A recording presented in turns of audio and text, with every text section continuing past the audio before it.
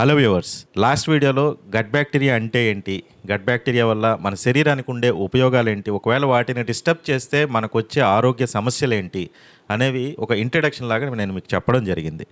అయితే gut bacteria అనగానే good bacteria ఉంటుంది, బ్యాడ్ బ్యాక్టీరియా ఉంటుంది అని మనం చెప్పుకుంటున్నాం కదా. మన శరీరానికి ఉపయోగపడే పనులు చేసే బ్యాక్టీరియాని మనం ప్రోబయాటిక్స్ అనొచ్చు. ఒక 3 రకాల బ్యాక్టీరియా మనకి ఏ విధంగా శరీరానికి ఉపయోగపడుతుందో ఇప్పుడు తెలుసుకుందాం. ఫస్ట్ వన్ ఇది లాక్టోబాసిల్లస్. ఇది జనరల్గా మనం తినే కర్డ్స్ కావచ్చు, మన ఇండియన్ ఫుడ్స్లో ఎక్కువగా ఉండే ఊరబెట్టిన పచ్చళ్ళు ఉంటాయి కదా, వాటిలో లాక్టోబాసిల్లస్ అనేది ఎక్కువగా ఉంటుంది. ఈ లాక్టోబాసిల్లస్ వల్ల డైజెషన్ అనేది బాగా జరుగుతుంది. డయేరియా అంటే మోషన్స్ అవ్వకుండా చేయడానికి ఈ లాక్టోబాసిల్లస్ బ్యాక్టీరియా అనేది బాగా ఉపయోగపడుతుంది. ఇమ్యూనిటీని బూస్ట్ చేయడానికి కూడా ఉపయోగపడుతుంది. తర్వాత ఇది బైఫిడో బ్యాక్టీరియం. ఇది ఏం చేస్తుందనంటే మన గట్టు లోపల ఏదైతే ఇన్నర్ సైడ్ ఉండే లైనింగ్ ఉంటుందో ఆ లైనింగ్ ని ప్రొటెక్ట్ చేయడంలో ఈ బ్యాక్టీరియా ఉపయోగపడుతుంది. అంతేకాకుండా శరీరానికి ఇన్ఫ్లమేషన్ రాకుండా, అలాగే గట్టికి ఇన్ఫ్లమేషన్ రాకుండా కొన్ని రకాల విటమిన్స్ ని రిలీజ్ చేయడానికి ఈ బైఫిడో బ్యాక్టీరియం అనేది సపోర్ట్ చేస్తుంది. ఇక మూడోది అక్రిమెన్సియా మ్యూసినోఫిలియా. ఇది చాలా క్రూషియల్ రోల్ ప్లే చేస్తుంది. మెయిన్లీ ఏంటి అని అంటే గట్ బ్యారియర్ ని స్ట్రెంగ్థెన్ చేయడంలో ఈ బ్యాక్టీరియా ఉపయోగపడుతుంది. గట్ బ్యారియర్ ఎంత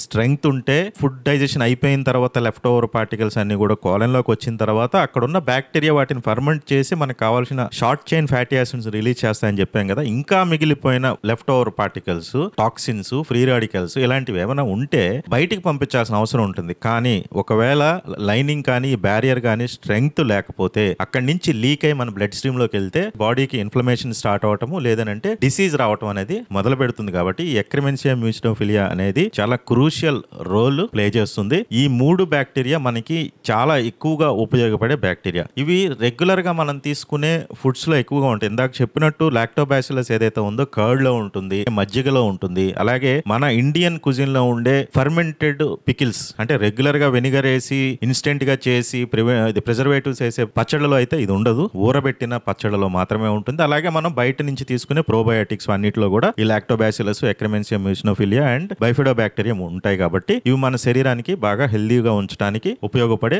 3 రకాల బ్యాక్టీరియా. ఎన్నో రకాల బ్యాక్టీరియాలో ఇవి ఒక 3 రకాల బ్యాక్టీరియా ఇప్పుడు నేను మీకు మెన్షన్ చేశాను. ఇక మన శరీరానికి నష్టాన్ని కలిగించే బ్యాక్టీరియా పాథోజన్స్. వీటిలో ముఖ్యంగా చెప్పుకోవాల్సింది క్లాస్ట్రీడియం డిఫిసై. ఇదేం చేస్తుందంటే మనకి డయేరియాని కలుగజేస్తుంది. మనం తిన్న ఫుడ్ లో గానీ, మనం తాగిన వాటర్ లో గానీ, లేదంటే మనం చేతులు అవన్నీ హైజీనిక్ గా లేకుండా మనం తిన్నప్పుడు ఆ ఫుడ్ లో ఒకవేళ ఈ క్లాస్ట్రీడియం డిఫిసై ఉంటే మనకి ఆ రోజు ఫుడ్ పాయిజన్ లాగా అయ్యి మనకి మోషన్స్ అయ్యే అవకాశం ఉంటుంది. అలాగే ఇది బాడీలో ఇన్ఫ్లమేషన్ ని కలిగించే అవకాశం ఉంటుంది. ఎస్పెషల్లీ గట్ లో కూడా ఇన్ఫ్లమేషన్ ని క్రియేట్ చేసే అవకాశం ఉంటుంది ఈ క్లాస్ట్రీడియం డిఫిసై వల్ల. తర్వాతది ఈకోలై. ఈకోలై అనేది మన శరీరానికి ఉపయోగపడే కొన్ని రకాల స్ట్రెయిన్స్ ఉంటాయి. ఈ బ్యాక్టీరియాలో మన శరీరానికి నష్టాన్ని కలిగించే స్ట్రెయిన్స్ కూడా ఈ ఈకోలైలో ఉంటాయి. మనకి నష్టాన్ని కలిగించే ఈకోలై ఏదైతే ఉందో అది మన శరీరానికి ఫుడ్ పాయిజనింగ్ చేస్తుంది అనమాట. జనరల్ గా ఒక ఎగ్జాంపుల్ గా చెప్పాలంటే ఒక గ్రూప్ ఆఫ్ పీపుల్ ఒక రెస్టారెంట్ కి వెళ్ళి ఒకే రకమైన డిష్, అలాగే ఒకటే పాత్రలోంచి తీసిన డిష్ ని వాళ్ళందరూ తిన్నా గానీ అందులో ఎవరికో ఒకళ్ళకి ఫుడ్ పాయిజన్ అవుతుంది. అంటే ఆ నెక్స్ట్ డేకో లేదంటే తిన్న ఒక 4-5 గంటల తర్వాత కంప్లీట్ గా పొత్తి కడుపులో బాగా సివియర్ పెయిన్, అంటే పేగులు మెలబెట్టేసినంత పెయిన్ వస్తూ ఉంటుంది. ఇది జనరల్ గా ఫుడ్ పాయిజనింగ్ లో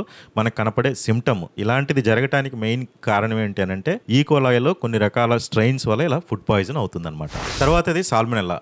ఈ సాల్మొనెల్లా ఏం చేస్తుందంటే మన గ్యాస్ట్రో ఇంటెస్టైనల్ ట్రాక్ట్ కి ఇన్ఫ్లమేషన్ వచ్చేటట్లు, ఇన్ఫెక్షన్స్ వచ్చేటట్టు చేస్తుంది. రా ఫుడ్ లో ఎక్కువగా ఉంటుంది. ఎస్పెషల్లీ ఎగ్స్ లో కావచ్చు, లేదంటే సరిగా కుక్ అవని మీట్ లో కావచ్చు, ఇలాంటి వాటిల్లో ఈ సాల్మొనెల్లా అనేది ఎక్కువగా ఉంటుంది. ఒకవేళ ఈ సాల్మొనెల్లా కానీ మనం తినే ఫుడ్ ఐటమ్స్ లో ఉంటే గానీ గ్యాస్ట్రో ఇంటెస్టైనల్ ఇన్ఫెక్షన్ రావడం కాకుండా డయేరియా రావచ్చు, సివియర్ క్రాంప్స్, అసలు తట్టుకోలేనంత పెయిన్ వస్తుంది. అబ్డామినల్ పెయిన్ కూడా తట్టుకోలేనంతగా వస్తుంది. దీని అంతటికి కారణం కంటామినేటెడ్ ఫుడ్ తింటమో, కంటామినేటెడ్ వాటర్ తాగటమో, లేదంటే హైజీన్ సరిగా లేకుండా మనం లేని ప్లేస్ లో వండటం, ఇలాంటివన్నీ ఉంటాయి కదా. వీటి వల్ల ఈ సాల్మొనెల్లా అనే బ్యాక్టీరియా తయారవుతుంది. ఈ బ్యాక్టీరియా గట్ లో ఇన్ఫెక్షన్ క్రియేట్ చేయడానికి దారితీస్తుంది అనమాట. అయితే మనిషి యొక్క ఆరోగ్యము ఈ రెండిట్లో అంటే good bacteria and bad bacteria ఇప్పుడు ఎగ్జాంపుల్ గా చెప్పుకున్నాం కదా. ఏది రేషియో ఎక్కువ ఉంది? గుడ్ బ్యాక్టీరియా రేషియో ఎక్కువ ఉందా, బ్యాడ్ బ్యాక్టీరియా రేషియో ఎక్కువ ఉందా? ఈ రేషియోని బట్టి వాళ్ళ యొక్క హెల్త్ అనేది డిపెండ్ అయి ఉంటుంది. గుడ్ బ్యాక్టీరియా ఎక్కువ ఉంటే హెల్తీగా ఉంటారు, బ్యాడ్ బ్యాక్టీరియా ఎక్కువ ఉంటే వాళ్ళకి జబ్బులు వస్తాయి. అయితే ఈ బ్యాక్టీరియా ఎక్కడి నుంచి వస్తుందనంటే తల్లి గర్భంలోంచి శిశువు పుట్టేటప్పుడు ఆ బెర్త్ స్థానాల నుంచి కొన్ని తల్లి నుంచి బ్యాక్టీరియా షేర్ అవుతాయి. అలాగే శిశువు యొక్క చర్మం ద్వారా కొన్ని రకాల బ్యాక్టీరియా తల్లి నుంచి షేర్ అయ్యి అక్కడి నుంచి మనకి